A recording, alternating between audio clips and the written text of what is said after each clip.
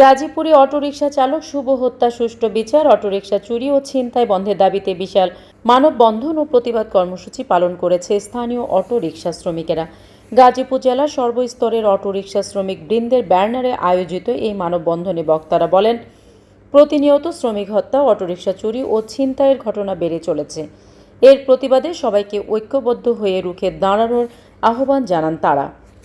Auto driver শুভকে হত্যার সাথে জড়িত অপরাধীদের দ্রুত গ্রেপ্তার ও দৃষ্টান্তমূলক শাস্তির দাবি জানানো হয়। ক্রমবর্ধমান অটো চুরি ও ছিনতাই রোধে প্রশাসনের কার্যকর পদক্ষেপ কামনা করেছেন শ্রমিকরা। দুনিয়ার মজদুর এক হও স্লোগানকে সামনে রেখে শ্রমিকদের নিরাপত্তার নিশ্চয়তা চাওয়া হয়। মানববন্ধনে উপস্থিত শ্রমিকরা সবুজের মরদেহের ছবি সম্বলিত ব্যানার প্রদর্শন করে এই নৃশংস হত্যাকাণ্ডের তীব্র নিন্দা জানান। অপরাধীদের দ্রুত বিচারের আওতায় না আনা হলে ভবিষ্যতে আরও কঠোর আন্দোলনের হুঁশিয়ারি দিয়েছেন তারা। শ্রমিকদের পাশাপাশি এতে অংশ নেন স্থানীয় বিএনপি ও জামায়াত ইসলামের বিভিন্ন স্তরের নেতা ও শ্রমিক নেতারাও।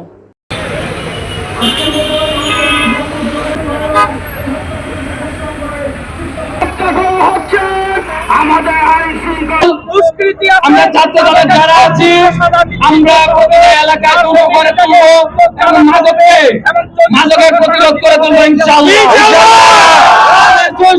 সুস্পষ্টভাবে বলে দিচ্ছি, আজকে যদি মাদক যদি এলাকায় থাকে, তাহলে মাদক কি করার জন্য যদি আমাদের জীবন দিতে হয়, আমরা তার জীবন দিয়ে মাদককে না বলুন।